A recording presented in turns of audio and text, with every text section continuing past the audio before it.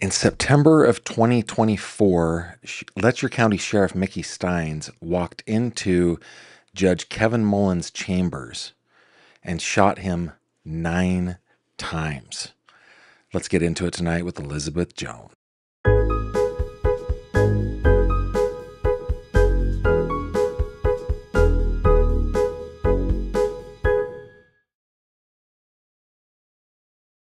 This video contains mature themes and discussions intended only for adult audiences.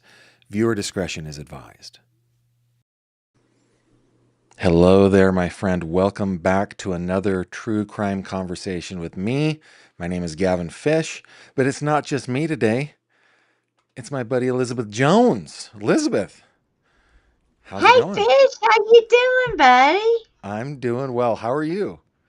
I couldn't be better. Well, it's Very always good to blessed. see you, and it's been forever. It feels like it's been forever. It does. Every day goes by faster and faster, though. Life just gets away. And I was telling you before we went on, I spent a week in California, and I got back trying to catch up everything. The whole Ellen Greenberg thing, just blew up, and so I feel like, and I was just telling you how important friends are to me, and I feel like I haven't been a very good friend. I haven't reached out all that much, so I'm glad that we're together. Absolutely. I'm gonna knock out all these tabs on my computer. I should have done that before we even got on there. Maybe that'll make us look a little bit better. No, you know what? Your connection is really good. Your connection is Good, really good, good. good. Yeah.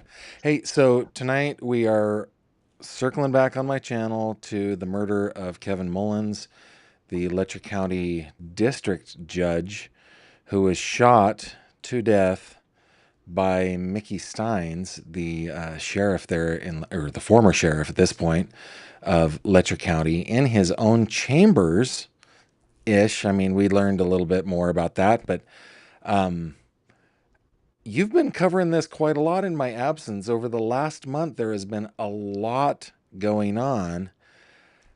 Tell us about it. What has been going on with this case? It just gets a little bit crazier and a little bit crazier as it goes. Now, we still don't have a court date or a trial date. But one thing that has come out in the last couple weeks are the more depositions from the civil suit with Sabrina Adkins Okay. and Ben Fields. All right. So let's tell people about that real quick, because that really was the catalyst that got this thing going. At least that's the way it appears, right? That a guy named Ben Fields, who is a deputy sheriff of Sheriff Steins. Here's a picture of Mr. Fields. He pled guilty, was convicted of essaying women in the Letcher County Jail by basically leveraging, like, he was in charge of the ankle monitoring system. And so these women were forced to provide sexual favors in order to get favorable treatment. And one of those victims was Sabrina Adkins, who, in my opinion, is a complete and total hero in all of this. But Mickey Steins was deposed in that lawsuit because he was named in that lawsuit as the sheriff of Letcher County. And that happened, what, 4 days before he went and shot the judge. And apparently that was the thing that his lawyers, at least, the Bartleys, are pointing to as the catalyst to why Mickey Steins shot the judge, right? Yeah, it's kind of like the straw that broke the camel's back, I guess, maybe. If that's kind of the way that I'm looking at it. So you had on Monday, Mickey went to sit for that deposition, and one of the attorneys, Daniel Dotson, who is or was one of Mickey's friends, Mickey and the judge's friends. He was a big time player in Whitesburg politics and Letcher County justice system, a defense attorney. He went with Mickey. Now, from what I've been able to kind of find out, Mickey had hired Daniel at, as a retainer, like with a retainer. So he was his attorney on certain things. Well, whenever this civil lawsuit was filed, the sheriff's association or whoever the sheriff's department, their insurance and stuff, they had gotten Mickey and Ben an attorney through that association. So they had been given an attorney to represent them in that civil suit. Right. And I just found it very odd that Daniel Dotson was the one who was actually written in on the deposition and who actually sat in and did the talking during that deposition. So Mickey retained him in his personal capacity. He was his personal lawyer. Well, he was his personal attorney before any of this had ever even happened. It wasn't like he went out and hired him to represent him for this. No, he was just already, kind of in his back pocket for anything that he would need him for. All And right. then, you know what I'm saying? And then Yeah. whenever all of this stuff kind of popped off, they were given different attorneys. Well, those other attorneys were there. They were there for that deposition, but they weren't the ones that were talking. Was It was, Dodson the one that was like, anytime Mickey needed to step out, that was a conversation with Dodson? yep, Okay. yep. And then here, after the shooting happened, we see that the police had done some interviews, and one of the interviews with Daniel Dotson, we see Daniel saying that Mickey was being sued by a crackhead. That was Daniel's quote for the grand jury in the grand jury testimony, that he had told the state police investigator that Mickey had what there was a little bit of a longer bit piece to that actually. I think he was actually quoted saying that he told him to give him some money and then go kill himself. I mean, it's Oh, wild. yeah, I remember that now. It was like $9,000 or something like that that was supposedly withdrawn from his bank account. Okay. Yeah, and Robin sums this up. Like, I am continuously shocked at how crazy this case continues to become more twisted by the week. When will it stop? It doesn't seem like it will stop. And by the way, hey, yesterday I had Josh and Sandy Greenberg on the show, and I Oh, complained about my viewers, which I think is a big no-no on YouTube. You should not complain about the people who are watching you, right? But one of my complaints is I'm gonna reiterate it, okay? okay. Whenever I have a terrific guest on, we get no questions in the live. They just like sit there like this, like, oh, I want to just Oh, know it, right? So everybody follow Robin's lead. Use a GF in your comment and or your question because Elizabeth is the fount of all knowledge on this case. Okay, and I want to see lots of highlighted comments on my second screen here. Nobody just sit there entranced by her knowledge, her experience, her education, and her grit. Just you gotta help us out here. Okay, so what? it was the straw that broke the camel's back, right? I think that's I where we think were. so. Yeah, I think Daniel Dotson was the attorney who was written into the deposition that morning, and who we see, and so we see him, representing Mickey. And then I just thought that it was very interesting to see. This is way after Ben has pled guilty to what he did. It's way after everybody kind of knows what we're talking about and what's been happening, Yeah. and then for him to get interviewed by the state police who's investigating that shooting, and for him to tell them, yeah, Mickey was losing it. He was going crazy. He was getting sued by this crackhead that was just wanting some money, you know. And that really shows you the mentality of this man. He is pretty fast and loose with the commentary there, Yeah. right? Um, And that was very offensive to her. are we when he's referring to the crackhead? Is he referring to Sabrina Atkins? Is that what he's? That's who he's Yeah. talking about. Yeah. Um, okay. The getting back to what you said earlier, that more depositions have come out, right? Mhm. So, what are some of the things that you've learned? Who were deposed? What are some of the things you've learned? Well, Jason Eccles was deposed. Jason Eccles is one of the other court security officers.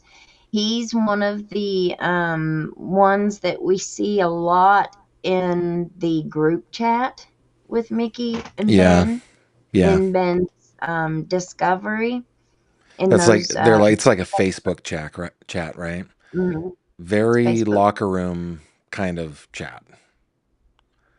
Yeah, it was pretty bad. It was It was bad. pretty bad. Yeah. Hmm. So what did we learn from Eccles in his deposition?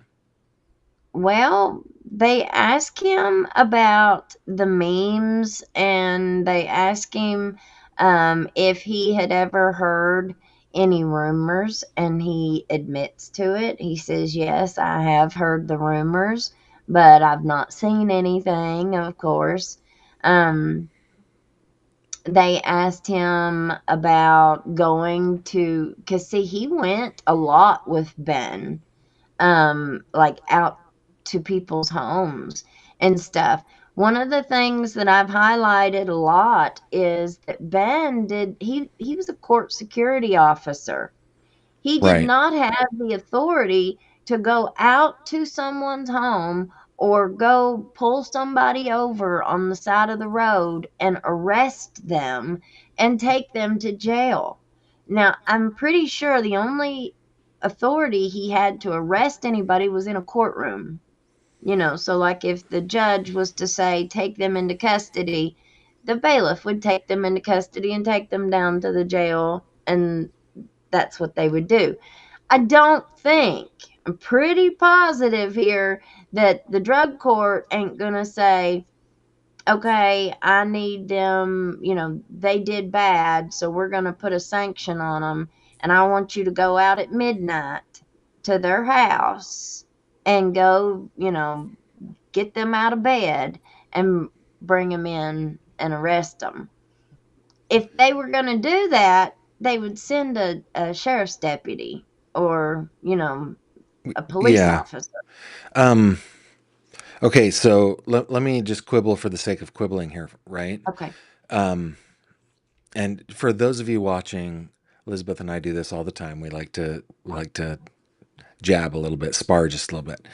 Um he was the ankle monitor guy, right? Mhm, Did mhm. he not have, and this would have been abuse for sure, but did he not have the power to bust somebody for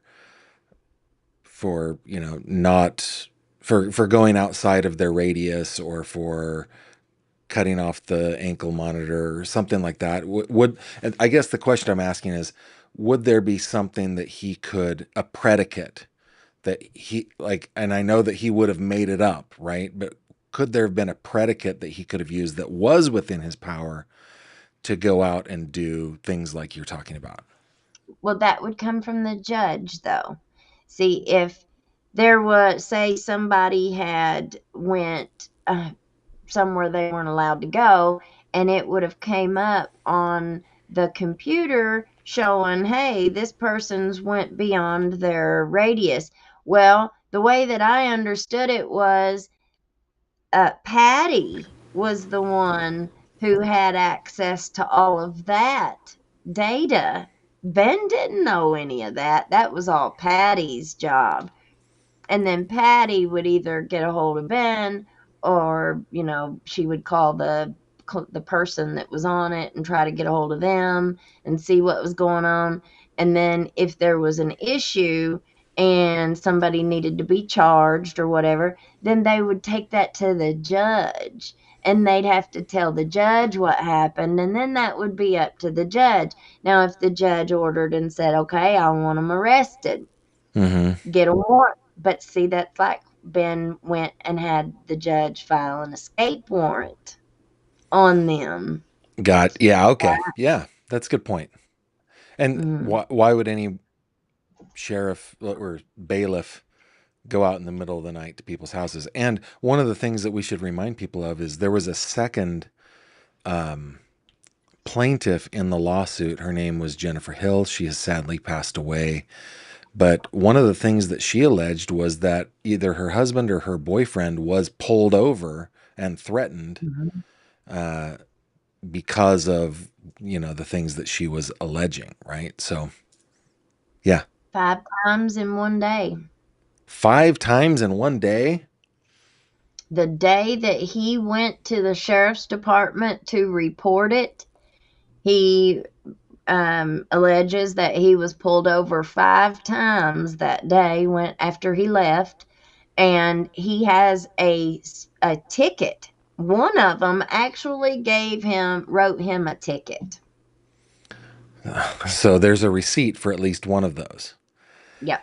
Yeah, okay. All right. So, but Eccles is basically saying, you know, see no evil, hear no evil, speak no evil kind of thing, right? He's like, I didn't see anything. Of course I was in the courthouse, but what happens behind closed doors, I don't have x ray vision, I guess, right? That's what he's claiming. I guess, yeah, I guess.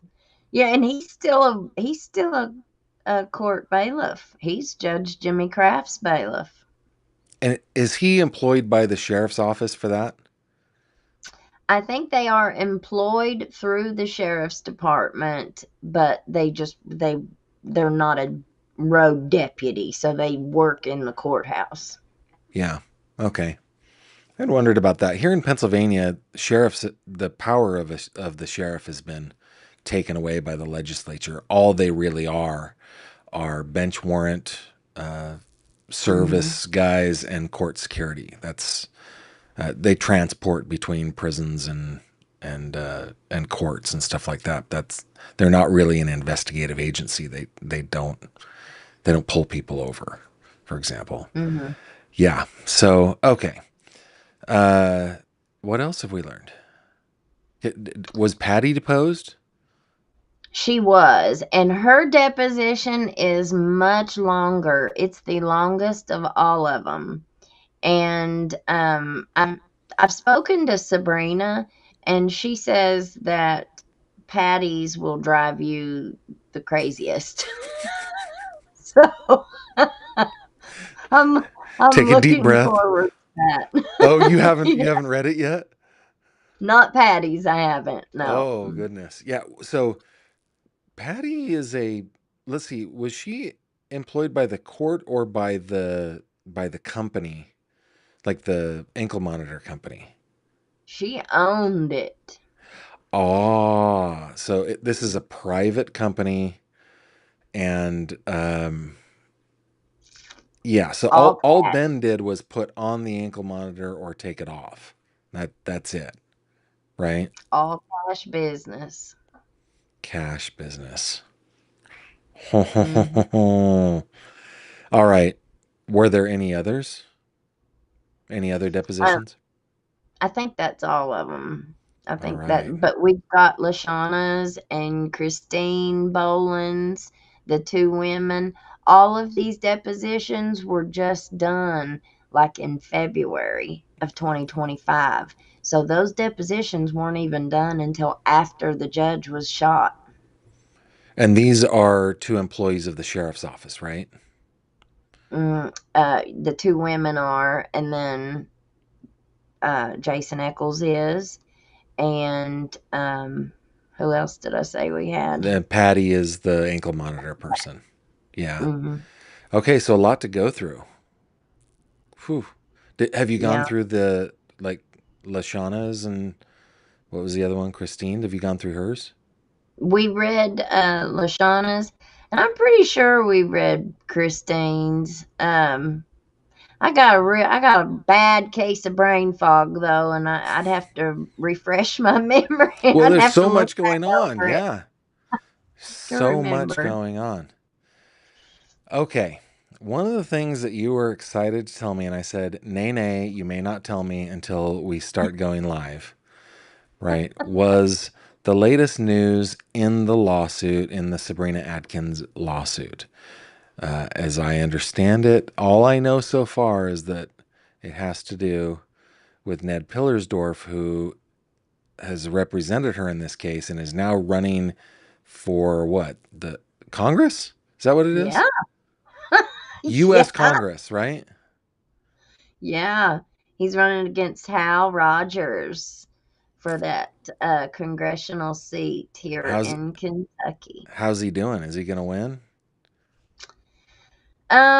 Well, I don't know. To be honest with you, I really couldn't tell you. Um, I really just could not even begin to tell you.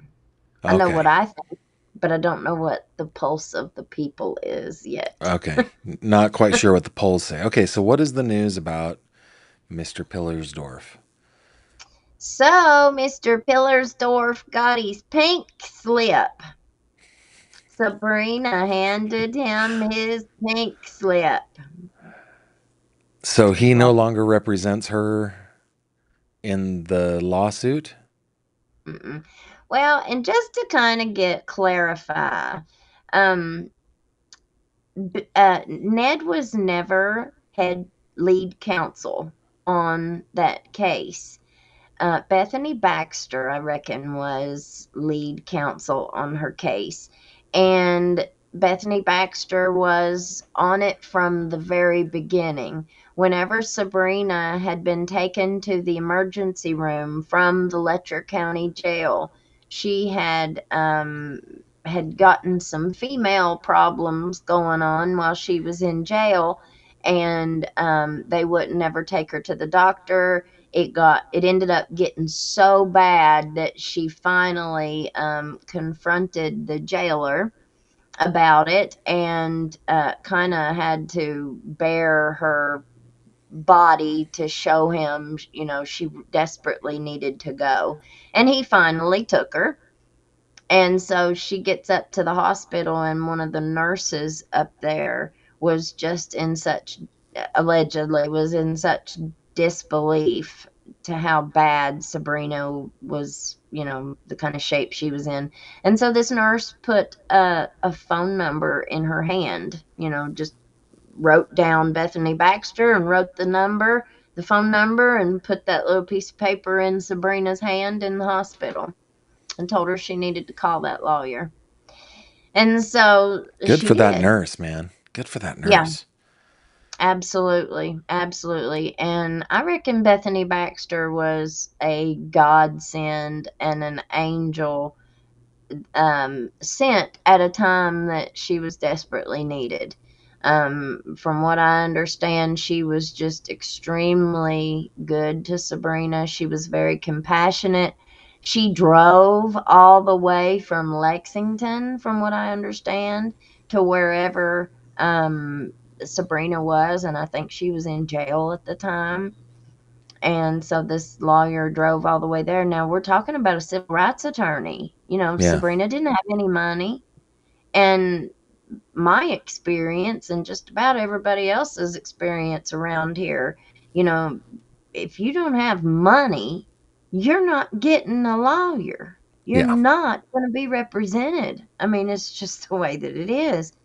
And so the fact that she drove all the way down there, and spent her own money and her own gas and her own time, that really tells a lot about who she is. And I've never met the lady, but that tells me a lot about her. Is she Um, still counsel for Sabrina? no, she recently took a job, from what I've been told, with the ACLU. Hmm. So she is no longer on Sabrina's case.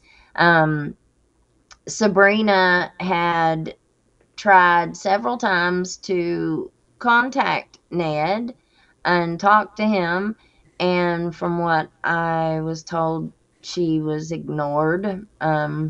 A lot of her communications were met with silence. She said whenever Ned had his big congressional campaign launch. He had this huge bash, this big old Yeah. party. And she said, I sent him a message and said, I hope you guys are all eating real good tonight. She said, because me and my son are up here starving. And she said he didn't even respond. He didn't say, hang in there. He didn't say, just be patient, Sabrina, we're working on it. He didn't say nothing. It was just silence. Mm. And, he went on this big media tour right after the shooting happened. And, several times I was a co guest on Yeah. those shows. And I don't know if you remember, but at one time I was very nervous about going on with him because I was afraid that I would say something, that would upset whoever show it was I was on. Right. And, because I hired him myself, and I've had my own experience with him, and he's not a very pleasant. He doesn't, or at least my experience was, he was very rude. He was very disrespectful. He comes off as if we did something to deserve the treatment that we were getting in this criminal justice system of Letcher County. Yeah. He just doesn't have a very good bedside manner, Yeah, I hear that. I hear that. Um, Um, what but what is going to he, happen next though? Is there a new attorney? Has she retained anybody new? well, as soon as she had sent the email to him, letting him go, I reckon he responded with, I reserve the right to put a lien on any future um, monetary settlement that you get on this case. And I'm also giving you notice that I have done $11,000 worth of work on this case. And she said, well, I'd like to know what in the hell he considers $11,000 worth of work. She said, because I wrote two of my own motions. Hmm. She said So he didn't he's write nothing, and those depositions were done by Bethany Baxter. He wasn't in on any of those. The only one that, that one interview that she gives to Matt Easter, Ned, and the other investigator are sitting there talking over Sabrina and Matt Easter. Very yeah. unprofessional. So Bethany did Bethany work in Ned's firm? I don't think so. I think Bethany brought Ned on. Now, I've never met her. I've never spoken to her. I have no idea what their, thing was. I just wondered as a spectator of all of this. I wondered if she brought him on to have some kind of name recognition, and Hmm. because he was from this area of Eastern Kentucky, Yeah. maybe he would have a better chance negotiating all this stuff. Sabrina said that she had absolutely no idea he was representing Scott Blair. And if you Who do is the Scott math, Blair? Who's Scott Blair? Scott Scott Blair is the Commonwealth attorney that was charged. He got caught. He'd been a he'd been addicted to methamphetamine for 13 years. He was extorting all these people, the defendants, Yeah, I his remember. own defendants. Yeah. Well, Ned represented him and Sabrina at the very same time. Like he was negotiating all of this on Scott Blair's behalf, getting him the deal of the freaking century. He didn't even get convicted of a sex charge or a drug offense. Neither one. And that's what he got caught doing. Yeah. And now got him honest services fraud. And Sabrina was very upset when she found out that, he was representing him I bet. too. Yeah. Kimberly Hilton says, so is the theory that the sheriff knew of the abuse but did not participate, then at some point he couldn't live with himself? Or is it more of a mental health thing? I have my thoughts on that, but I'd love to hear yours.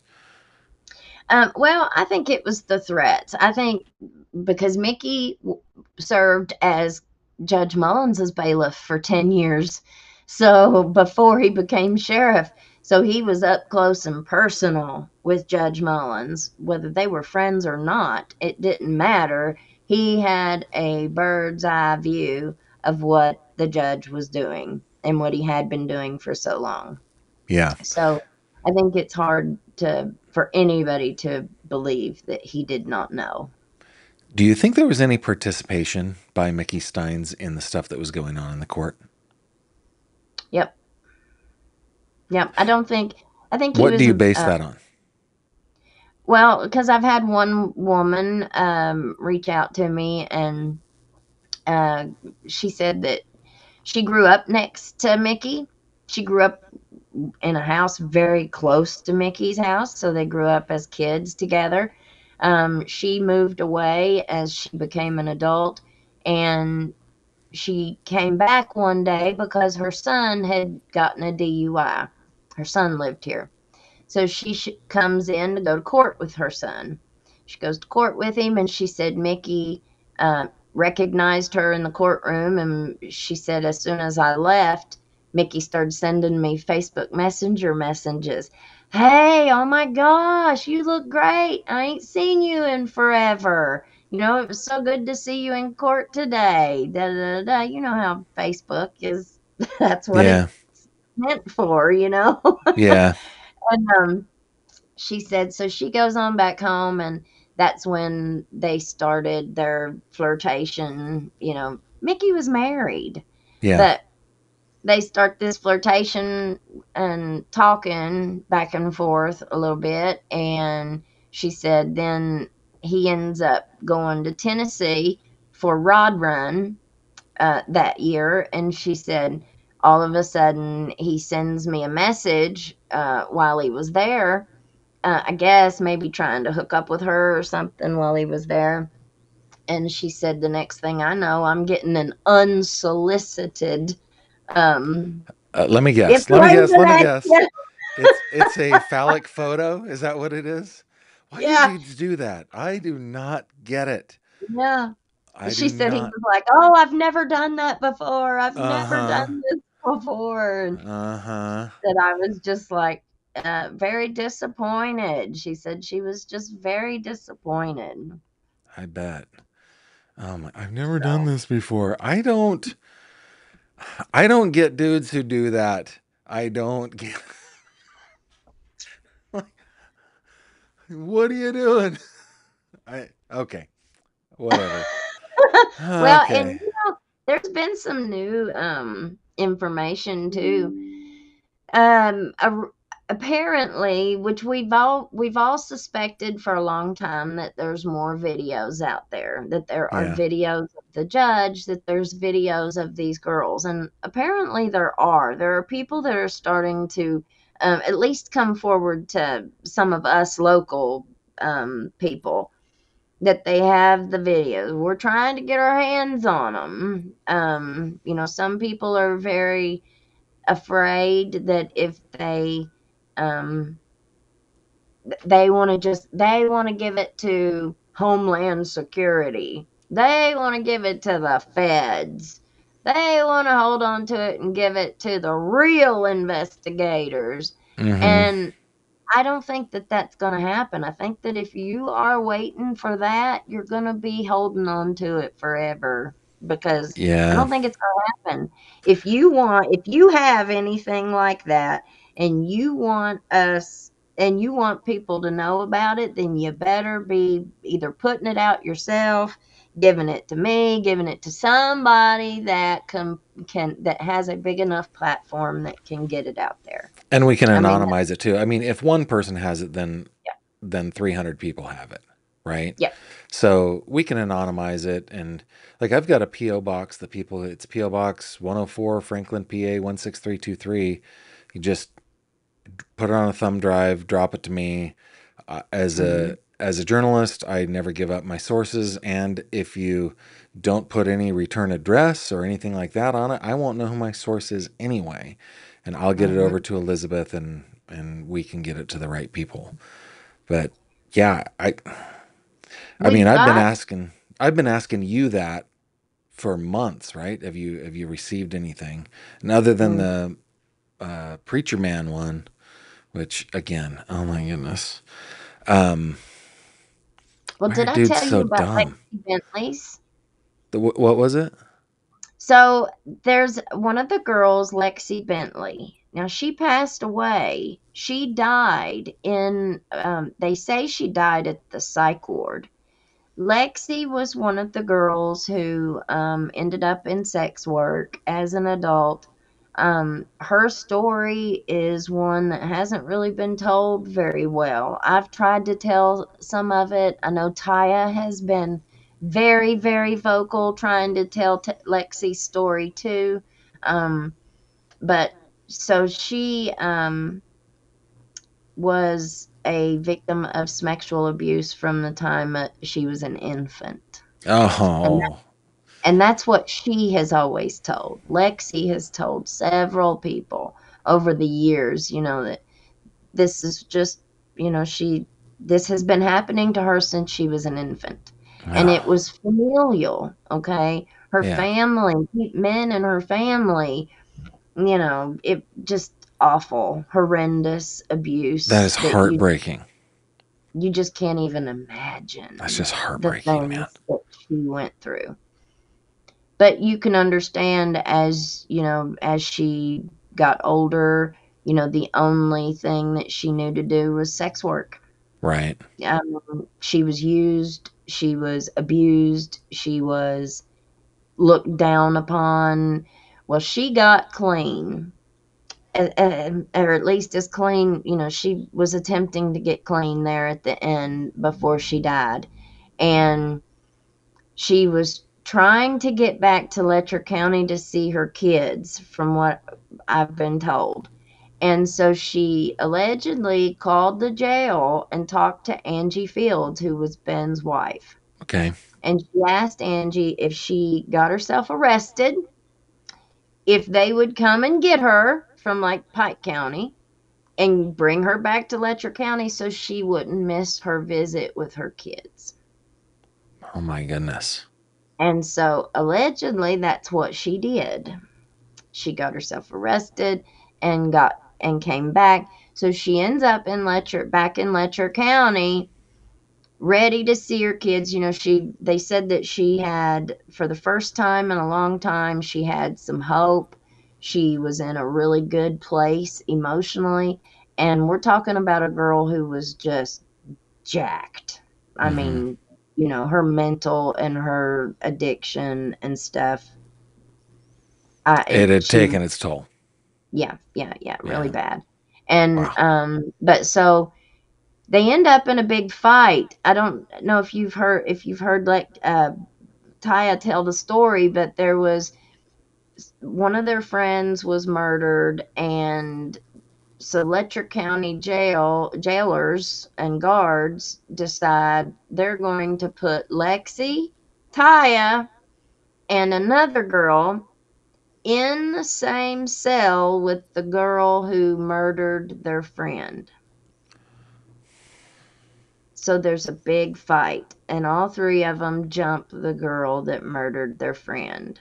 Yeah. That's when Taya, Lexi, and the other girl get charged with kidnapping, fight, because assault. I don't even Yeah. know what all the charges were.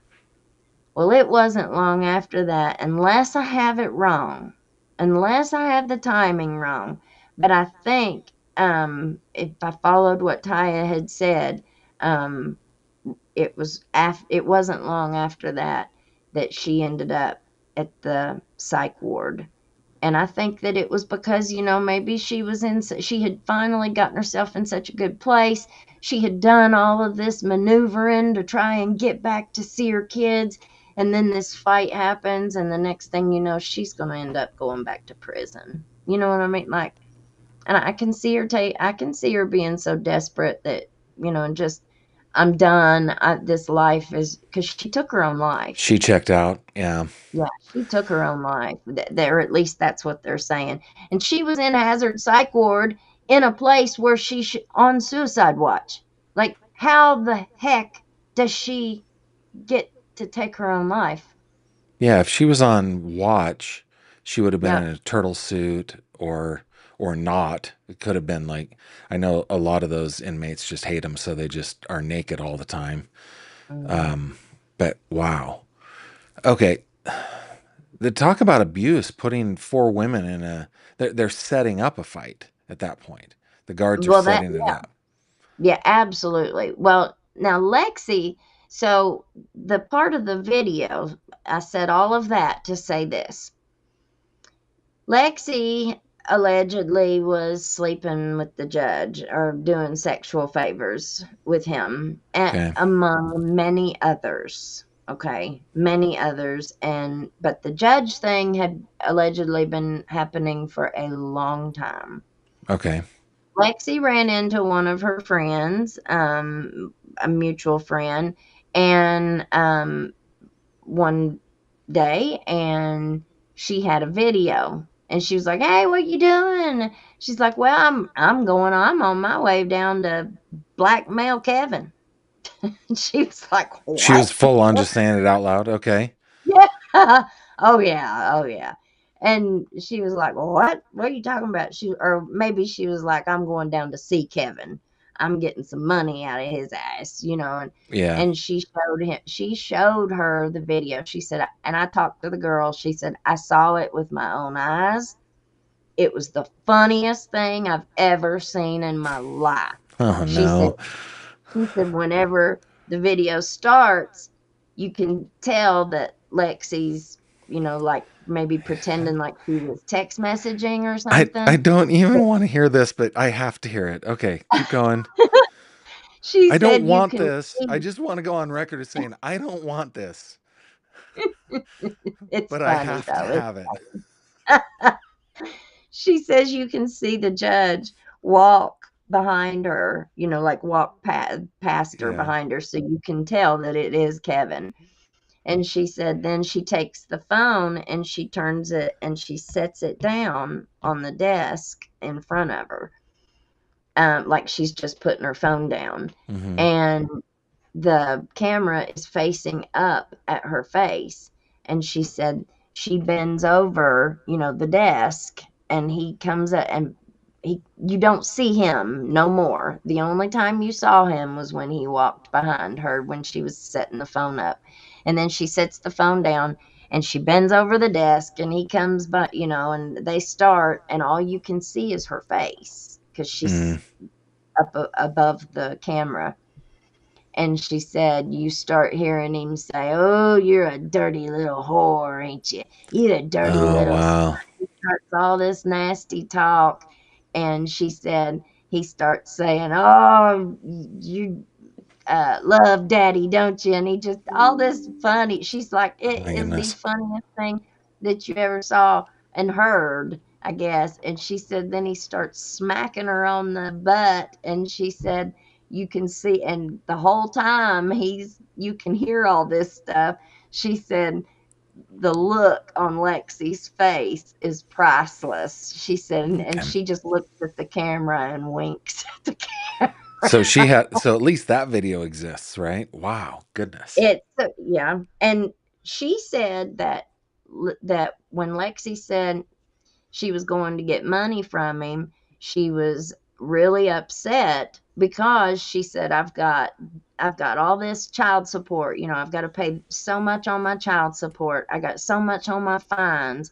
I've got all this stuff that I've got to pay, and if I don't pay it, they're going to put me back in jail. And she said, screw him. He's going to give me some money and he's going to make sure this gets paid so I don't go back to It jail. takes a lot of chutzpah to do something like that. My goodness. Okay, Bulldog Mom, did they shake up the whole section? Let me make sure that we understand this. Bring in staff from outside the area. Who takes over when all these guys are removed one way or the other? Oh, this is a great question. This is a great question because likely what happens is the corruption just continues. It's a good old boys network and they will be replaced by people in the same network. That's my thought. The only replacing that's going to happen is if we vote them out. Yeah. one by one. Yeah, Jody 66 girl. He admits him and Ben going out and getting her and moving her house arrest somewhere. Ben had set it up. Can't remember Yeah, he. talking about Jason Eccles, Oh, okay. Got it. talking about that deposition. All right. Susan, this thing is too far ranging. Is there a theory for how far this goes up? Do you think Kevin is the top? No. I think this goes all the way to Andy Bashir. Who is the governor of the state? Yep, because Andy. Now here's where I've said from get go, this is organized crime.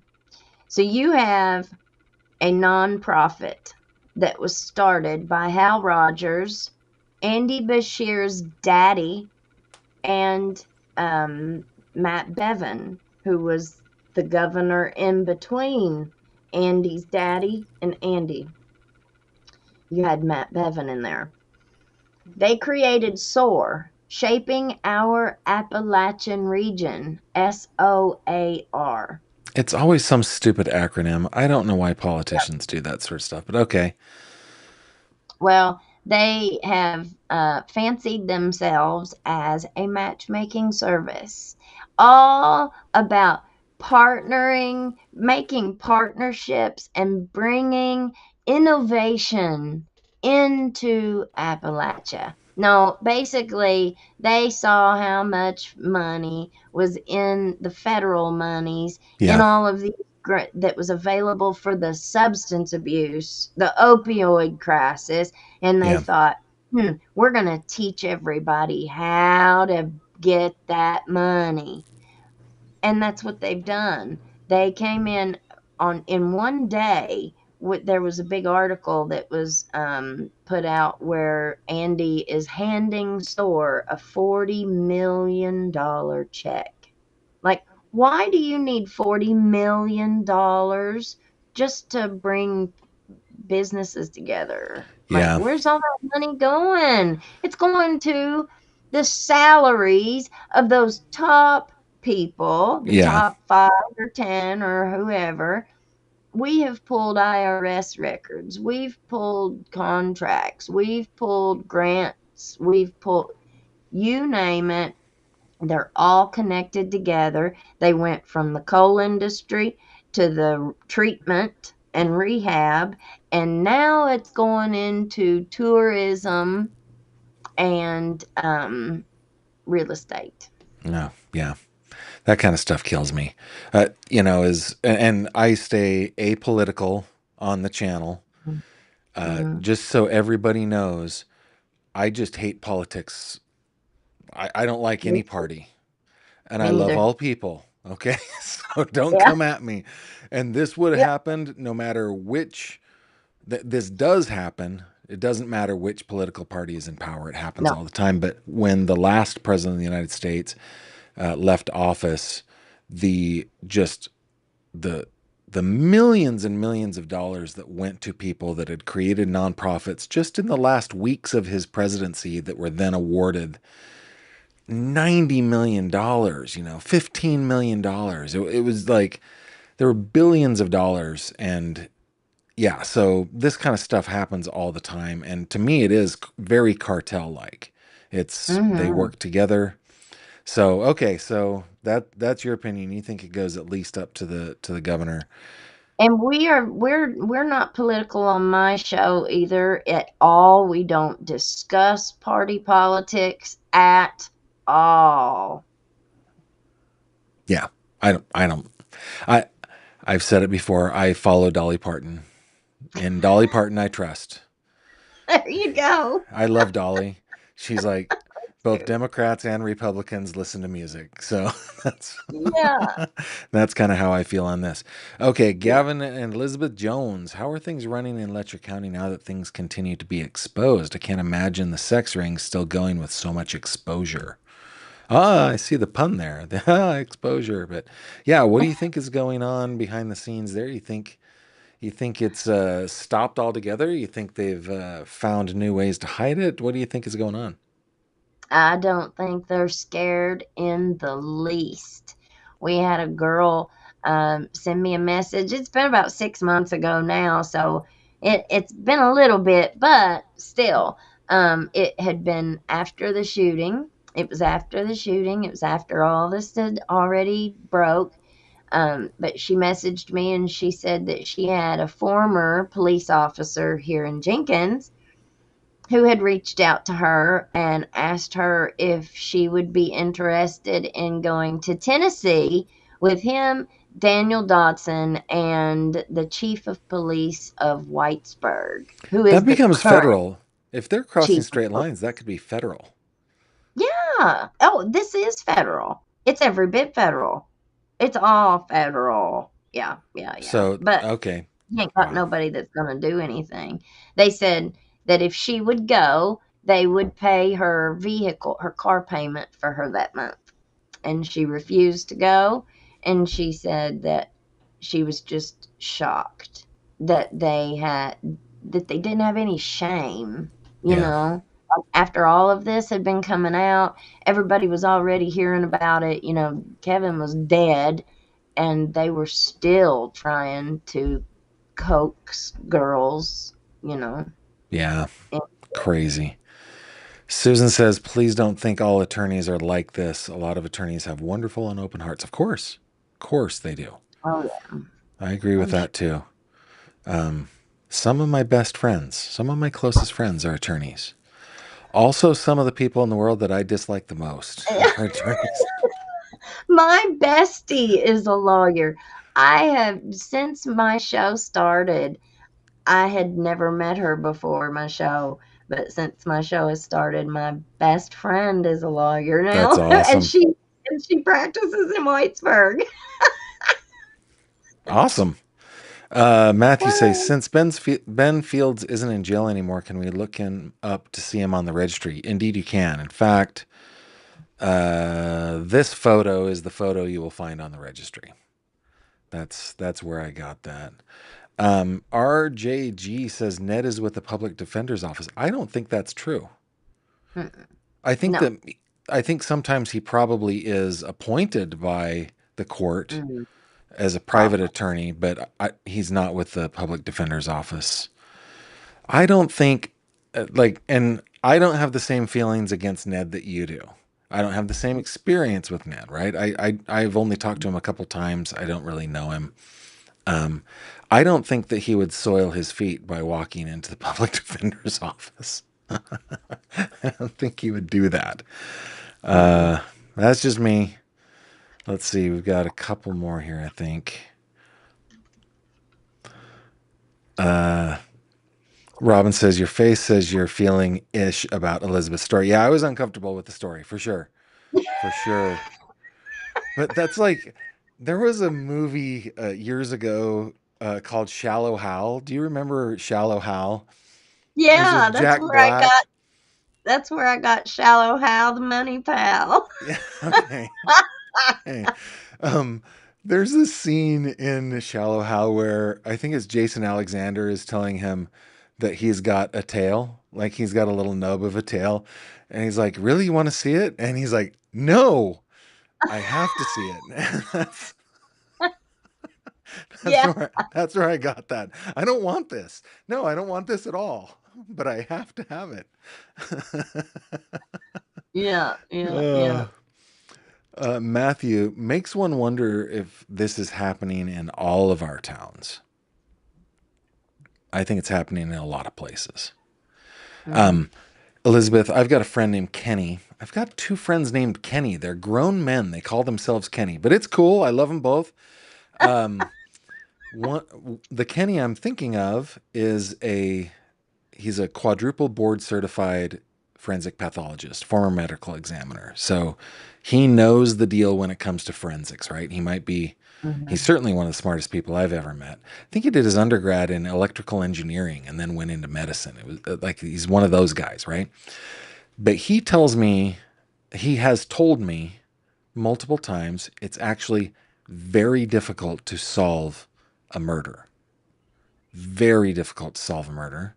It's also very difficult to solve SA because all of the stars have to align. The victim has to be like a full on hero and be willing to go through, I mean, the most invasive examination that you can get. Uh, Yep. and so then the other thing is, I have a friend who is a judge up in New York State, who, and I've shared this before, but she is fond of telling me that when she's on road trips, she's going through the desert, she's going through the forest, she's going through the whatever. She looks out off the side of the road and wonders how many bodies are buried out there. Crimes are actually hard to solve. Yeah. It's only the stupid criminals that get caught, right? So, yeah, I think this is happening. I think it's happening everywhere. Absolutely everywhere. Well, I think that there is a real lack of training. I think there's a lack of education. I think there's a lack of competence as a general um, rule all the way across the board. And I think that probably applies in every industry. Yeah. Yeah.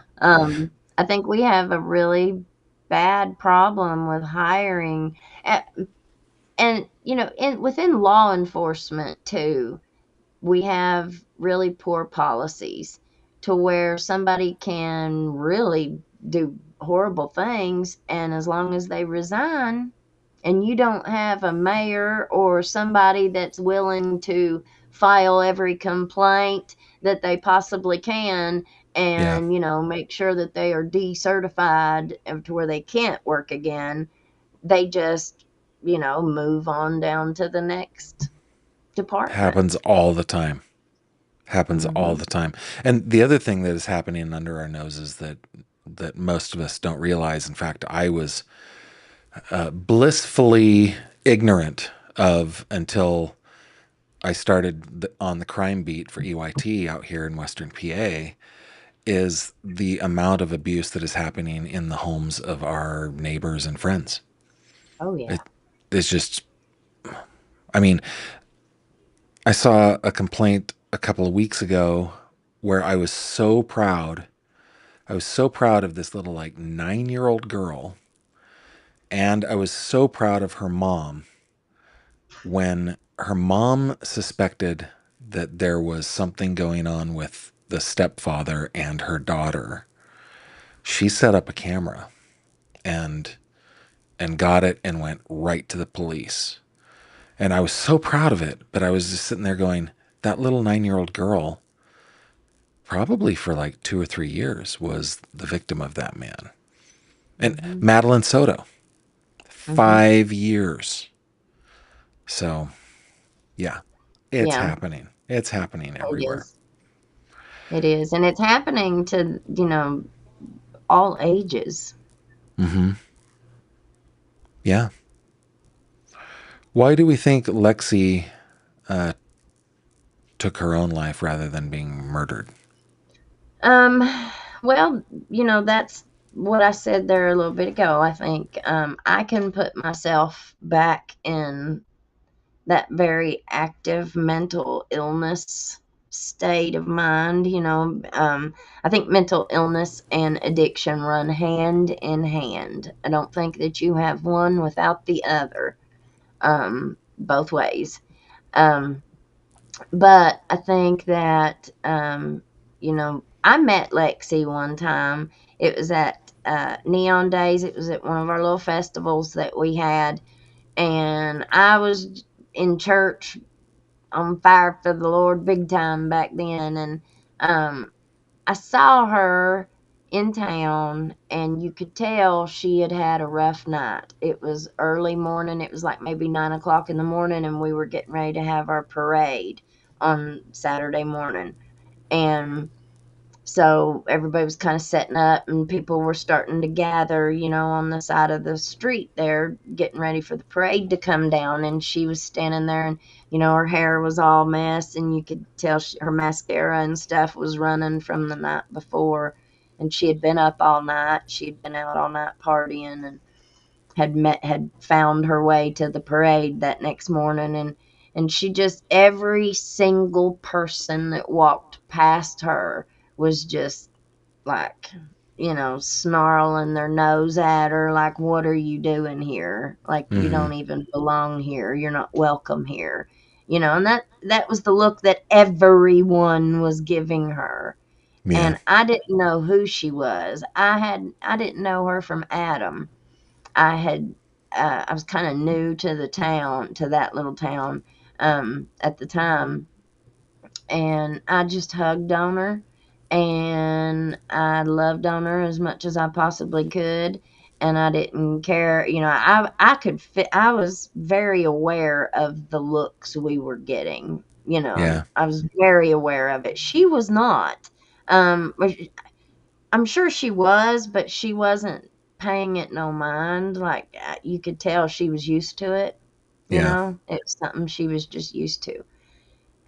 But it was it left a lasting impression on me that day. That whole interaction with her that morning, um, left a very lasting impression on me. And it was just like, you know, I don't know if you know the story I'm talking about, but there's a story in the Bible where, they're asking Jesus, or something about, they're asking him what they're supposed to do about,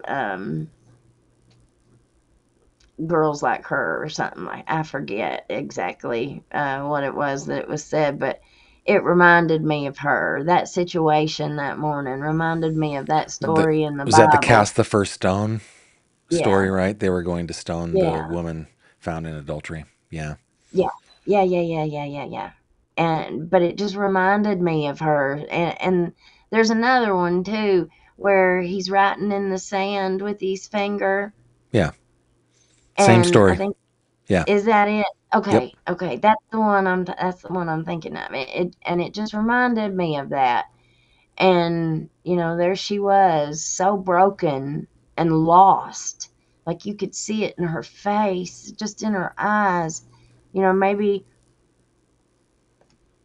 the impression that I got was her looking at all them little cheerleaders and all them little dancers out there in that parade, doing their best, and they're out there doing their thing, and they got these big old bows in their hair. Because I said this the other night on my show, I didn't have a mommy that did that. I never had nobody was ever putting no big bow in my hair and taking me to cheerleading, and taking me to stuff like that.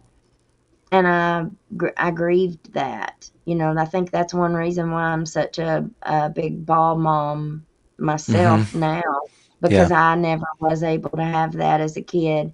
And so I make sure that my kids have that. And it's the best time of my life. I'm having the very best time of my life. It's like I'm living vicariously through them. And Yeah. I feel like that morning, that's kind of what the look on her face, watching those little girls out there and watching the families. And I know that look. I know that longing look where you look at these other families and you think, I want that. I want that so bad.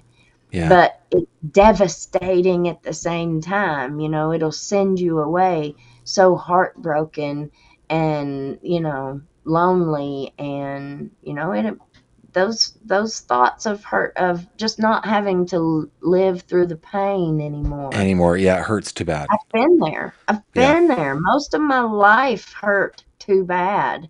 Yeah. Well, and I mean, beyond everything that you just so beautifully illustrated for us,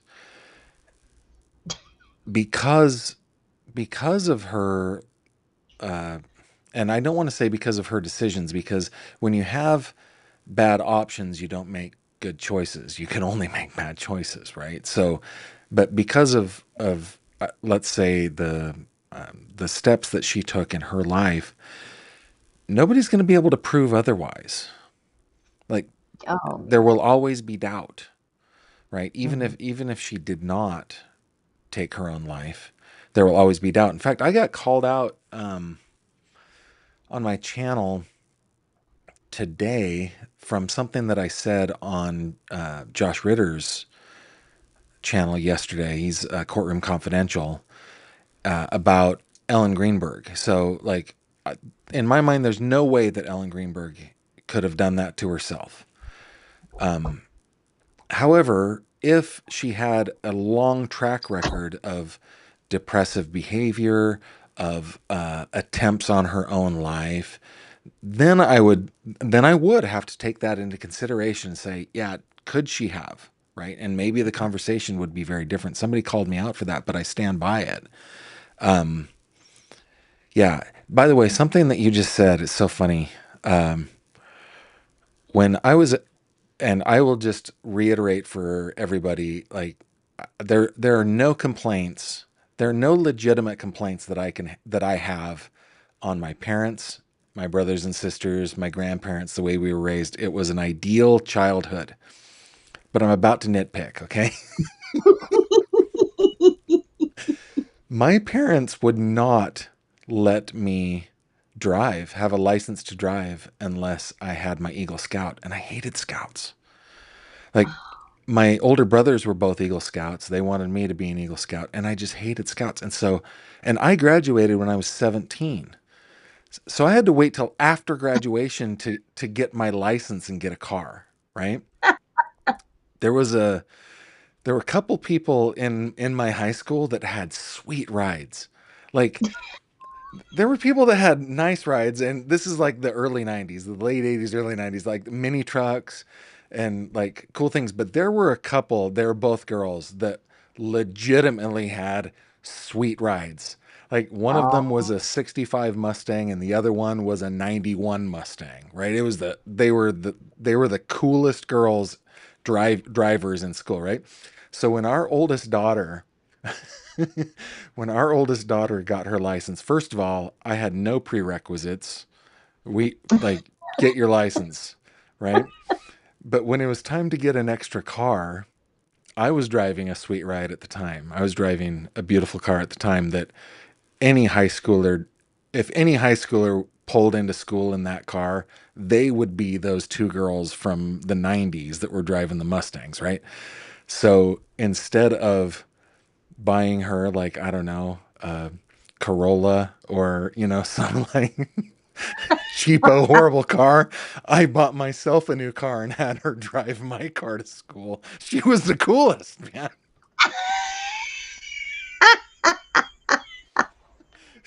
She was so cool. Uh, it backfired on me though because when we moved to Pennsylvania, like when we were in California, when she drove, she had our son, her little brother, to drive like with her, and it was a two-seat car. So it was perfect for both of them to just go to school, right? Plus, and the way that I justified it to Kimberly is like, we know they're not going to get into trouble. Nobody else can fit in that car, right? Ignoring great. all the crap that we did when we were in high school. But anyway, when we moved to Pennsylvania, they had the junior high and the high school together. So we had three kids that needed to get to campus. And so we sold that car, but we still got her a sweet ride. Like it wasn't hers, it was ours. Like, but it was nice. It was so dumb. So dumb. It's so funny how those things affect you, right? It's Yeah. just, yeah. And I was talking to my son okay, I will just tell you, I love BMW. I love BMW automobiles. I dreamt about them from the time I was like in seventh grade, and I noticed my first awesome luxury car. So, the two-seater that she drove was a BMW, and then when we moved up here, we bought a used BMW that was a four-seater. And my son just like a couple weeks ago was like, "You know how hard that was? Like I just wanted to not be noticed by anyone, and we have to drive into high school in that car." I'm like, well, I have things to nitpick about my parents too, so I guess it's so funny. Just the But way it goes. that's the way it goes, man. Uh, Robin, the light could have been blue today. Robin, I think I just don't trust my eyes. But have you noticed on the light back there? you see on my typewriter? Do you see what that is? Do you see what's on my typewriter, Elizabeth? Your hat. That is a bowler hat. That is my skeptic hat. When you're like, okay, let's put on our skeptic hat. I've been going, everybody put on your skeptic hat. Mine's a bowler. I finally got one. So it's under, I'm I put it actually right under the light. looking for I'm actually looking for a hat kinda like that. Yeah. I'm getting ready to start doing some skits on Oh. reels. um. I Ro- already got me a gold watch. I've nice. got I need me a suit, a suit jacket, a tie, and the hat. Well, you're gonna go full Diane Keaton in your styling, right? Do you know Yeah, who I'm talking about? Oh, yeah. yeah. We're Look going good. full preacher man. Ha ha. Oh We're no. going full preacher man, Oh fish. no. So you got to get yourself one of those flat brimmed hats, right? Yeah. Those, Pimp daddy. that's maybe that should just be your new look altogether. Just altogether. That's funny. Robin says you have a Oh, beautiful soul, and Robin is correct. Robin's totally taken me to task here. I know. I know. I like well, okay. We're done with the case. Now we're just BSing. You've got a thing to start though, right? When does at your night. at 9? Okay. So we will stop before then. Okay. I was just back at my folks and I can't remember how it came up. Oh, okay. So my friend came over to visit my folks. Just to catch everybody up, I told Elizabeth offline, you guys have been part of this, but like I've been in this pit of nostalgia that I'm still swimming in, and it is thick. I can't get out of it, right? But but I went back to California to see my folks. My dad is fighting cancer and has been for years now. And I just turned 50 and I'm having all sorts of just I'm having a post midlife crisis. It's definitely post because how many 100-year-olds do you know? I'm not going to last that long. But uh it came up because my friend came to visit my folks after he and his wife and I went out to dinner just to say hi to my dad. He hadn't seen my dad in 30 years or something. So hadn't seen my folks, and he brought up in front of them. I can't believe he did it in front of them that I had been driving our friend Mary's car in high school. And I was like, Matt, I'm 50 years old. I don't want to get busted by my parents, right? But as it turns out, any hot girl in school who had a car, I promise you, I drove it.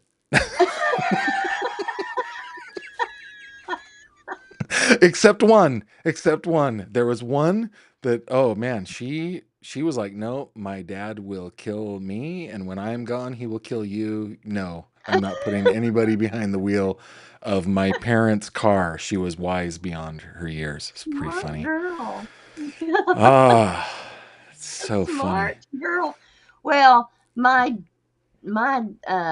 I was gonna call myself a dumb butt, but the very first boy that ever told me he loved me, I married him on my Oh, 18th birthday. you did? I did because he drove a blue T-top Camaro, Oh, sweet. and I wanted to drive that car, Yeah. but we were divorced 6 months later. But I mean, in those 6 months, how many times did you get to drive that ride? Right? Oh, I drove the hell tires off of it. We had two hills in our hometown that like one of them you really didn't have much of a runway, but you didn't have to get very fast, but you could jump a car. And on the other one, you had a long runway and you needed to be going about 100, 110, but you could get airborne on that hill too. And so many girls' cars, I scraped their frames coming down off of those jumps. I love it. But you know what? They would ask me to do it again, so I had to keep doing it. But I went just on this on this past trip. I went down those roads and I was like, what the crap was I thinking? Like, this is where people die. What? But yeah, I've Dukes of Hazard. I've done Dukes of Hazard so many times, and I've done them in so many cars. Just that whole time from about the time I turned 16. Because you know what, Elizabeth, I don't remember learning to drive. I was taught to drive long before I have memories. I was a farm kid, right? So Yeah. by the time I'm 16, 17 years old, I was a good driver. Yeah. Well, our next the county over, our neighboring county is Perry County, where the city Hazard, Kentucky is. Yeah. And they just had a Dukes of Hazard thing over there. I think it was this summer where they had the General Lee and they Oh, did a huge jump. And oh, I think I saw this. it's on Yes. Facebook and stuff if you wanted to look it up. It was I really I think I videoed it, but I got I it think I so saw. far down into my it's so far back in my stuff now I couldn't find it. That's good stuff. But they said it was awesome. But I mean, just to bring this back around, I'm sorry. We probably have to be serious here for a second. People are like, in fact, I should be looking at the comments. They're like, dude, these guys. No, here we go. Here we go. Oh no, Robin. My sister has a 2024 BMW 8 Series. Smells like a leather purse. I can't sit in the front and talk because I'm always setting off the motion sensor stuff. Okay, listen. I'm going to rattle off the BMWs that I've owned. Here we go. Okay. I've owned a 325i. I've owned a 530 Xi. I've owned a Z4. I've owned a 330 X Drive. I've owned an 850. I've owned a 740.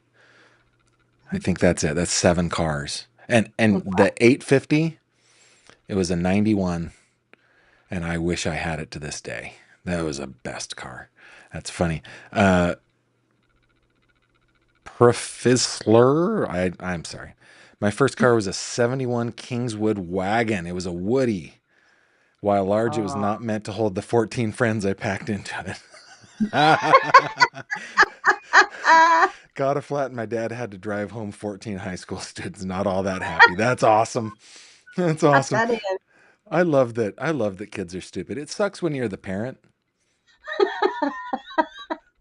but when you're the kid, it's a blast, right? That's funny. Yeah. That is funny. Elizabeth, I married the guy that had a yellow Opel GT. Didn't end well. Mint condition.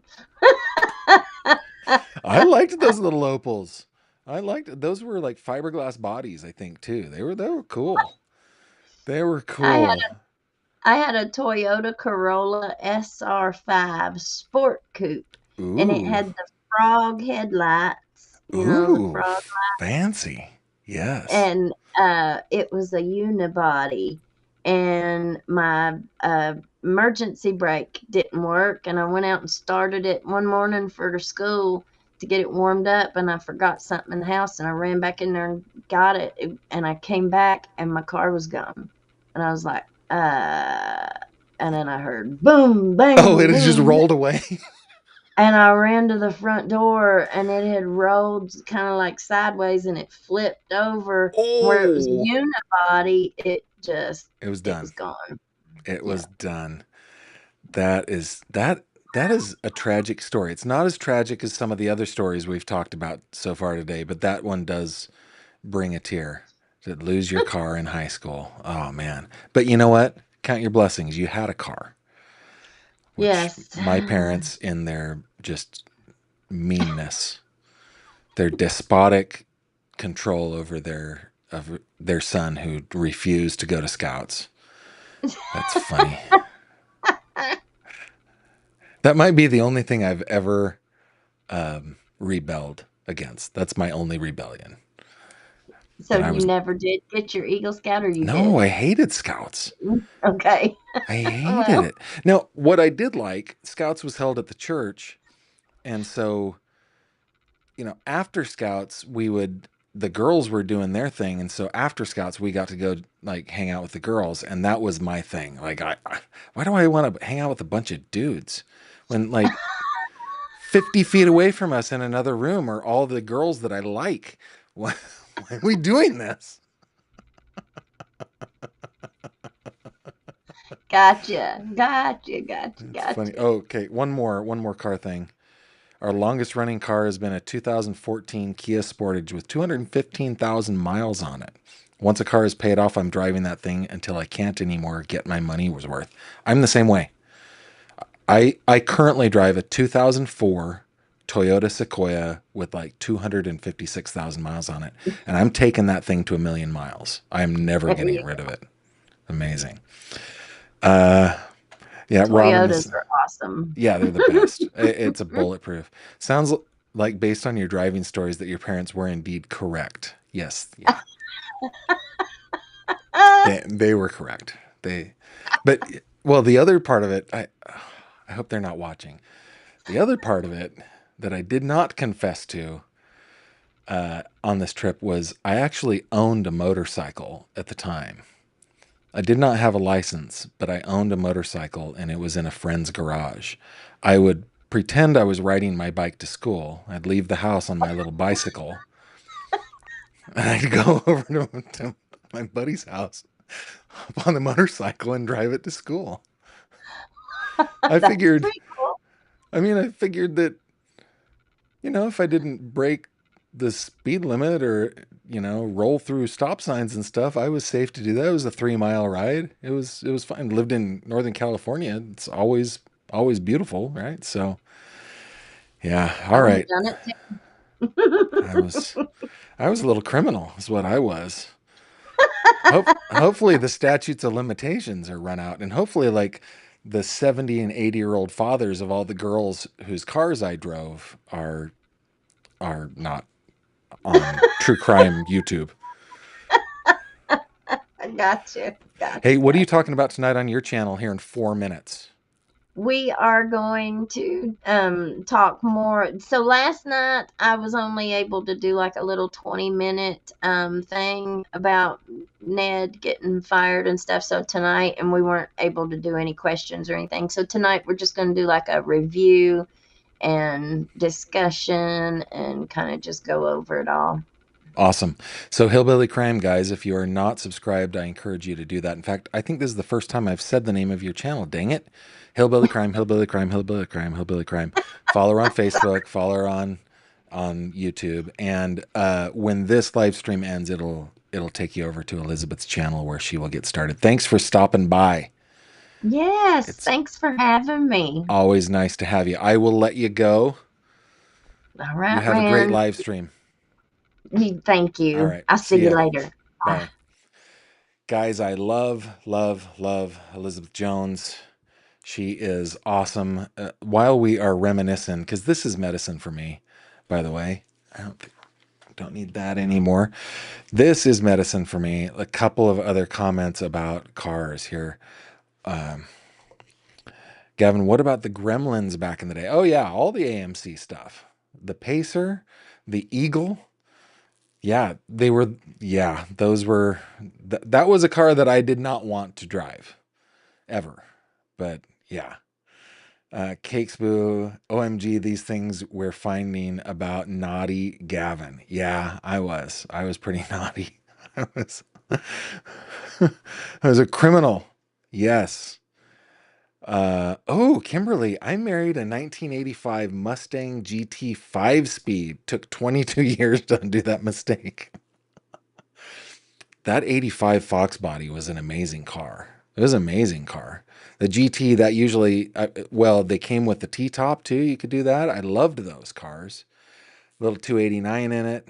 Yeah, I had a cousin who married into a 1985 Mustang GT that I got to ride around in. I never got to drive that, but that was a beautiful car. The the one in high school was a 91 Mustang LX convertible. It was white and it was beautiful. In fact, as I was driving down to Pittsburgh to go on my trip, for my birthday a couple weeks ago, there was a broken down, it was blue 91 LX, and I was like, oh, never got to drive that car. Wanted to drive that car. So funny. Uh, Kentucky Granny, I had a 68 442 convertible. Are you kidding me? Oh, emphasis on had. When my dad was told I got pulled over doing excess of 100 miles an hour on old Highway 25, my daddy took the keys. In hindsight, he was wise. Yes.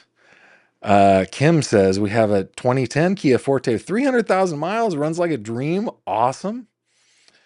Karen had a 31-year-old Oldsmobile Toronado Trofeo, only had 106,000 miles on it, loved it, had to part with it. I didn't have the money to get it painted, would love to have it back. Yeah, one of the guys that was one of our church leaders, this has nothing to do with true crime, but I'm having so much fun. He had a 55 Chevy Bel Air. And of course, it had power nothing. And, it was all original. He had bought it when he was a teenager. He had bought it used as a teenager, and he had always dreamt of redoing it, and he would drive it every once in a while. And looking back on it, it was a cool little rat rod. But he would drive it to church, and he would let us drive it in the parking lot. But the deal was that on the second stall, if you stalled it twice, it was the next person's turn. And he always figured that would mean that he would get through this really quickly, because most of the boys would be like, come on, okay, that's one. Come on, okay, that's two. Next. No, man. I drove the dickens out of that thing. It was so much fun. Okay, a couple more before we go. Mooney, the very best thing about my Mustang Grande was the stereo and the 8-track player. Nice. Philip had a 69 GTX 440, a running machine. The cops couldn't catch me. They only had 383 motors. Only 383s. That's funny. Uh, Cherry and Max had a 2007 white convertible Mustang, low miles. My son totaled his car, so I lent him my Mustang. Guess what? He totaled it 2 days later. Dang it. Well, that's a sad story, Cherry and Max. Dad has a 98 BMW Z3 with 25K miles. Yeah, I loved the Z3 when it came out. In fact, continuing my tradition of driving beautiful women's cars, when I was working at NEC Computers, one of the executives had a Z3, and that would have been prior to 1999. So 98, 99, right around in there. She had a beautiful silver little Z3. And I was talking to her about it one time. I'm like a 23, 24-year-old, 22, 23-year-old guy. She's maybe in her 30s. She's super powerful in the company. She's like, well, let's go to lunch. You can drive my car. I was like, I was in. Screamed around Sacramento in that thing. It was so much fun. I thought it was so cool that she let me do that. And then when the first time I went to Germany, I was walking around Munich. I was trying to find the Hofbräu house for historical reasons. I don't drink. In fact, I've got funny stories about the Hofbräu house, taking people there and then ordering a Coke. They'd look at me like, what the crap's the matter with you? But I saw a Z1 for the first time in my life. I had never seen a Z1 before. And honestly, if I could get a Z1 here in the States, I would. Pretty cool. All right, guys, thanks so much. Thank you so much for going down memory lane with me there. And thanks again to Elizabeth Jones for joining us. Tomorrow we'll be back at 7:30 with another true crime conversation. Want to remind you that you can always reach out to me. Ron, thank you very much for watching this video. You can always reach out to me on my website, gavinfish.com. If you click on this little icon right here, that is how you reach me. Thank you to all my patrons who support me, and my YouTube members as well. When you log in with Patreon on my site, you'll be able to see all of the documents on my case pages. And when you click on this little guy, this little fishy right there, that will take you to the fish tank where we hang out on Facebook. Fun little true crime group. And I have to thank Jamie, one of our OG volunteers, for running the tank. So that's how you reach out to me. Okay, with that, guys, thank you so much for your time, your attention. I hope to see you tomorrow night, 7:30 p.m. Eastern, right here on YouTube. And until then, I bid you adieu. Take care. Thank you very much for watching this video. If you liked what you saw, please consider subscribing. And if you have any questions or comments, please leave them below.